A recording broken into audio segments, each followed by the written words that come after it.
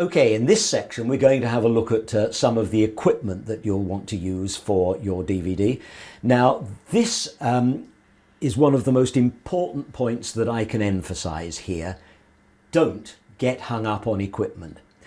In our game, in the video game, there is always something new on the horizon, and if you are continually waiting and saying something like, well, such and such is coming out in 6 months' time, I'll wait for that and we'll be so much better. You won't.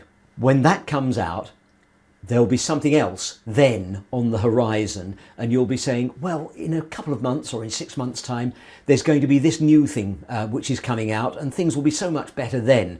And so it will go on. If you wait for the next thing to come out, you will always be waiting for the next thing to come out. It's real procrastination and will rob you of your time and stop you getting on with it. The important point to remember is whatever you've got now is good enough to get started. It's the information that's on your video or your DVD that is the important thing, not the equipment that it's made on. So never wait for the next innovation. Get going with whatever you've got. You should always have a tie clip mic, such as the one I'm wearing here, to do the sound, rather than relying on the onboard microphone, particularly mobile phones and tablets there, because it will have an amateurish sound about it. Some of the lapel mics that you can buy have a lead and plug straight into the camera with a mini jack. If you're going to film someone who's on the move, such as I do, because they're riding a dressage horse or riding a show jumping horse, then things are going to become a little bit more difficult. You then need a radio mic. Looking it through.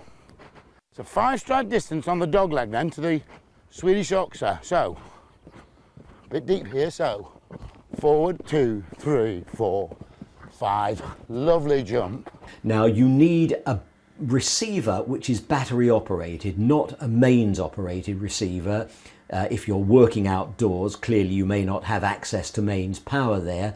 The other thing here is, if you are, I've said don't buy equipment especially, and I certainly think that's true. Get going with what you have.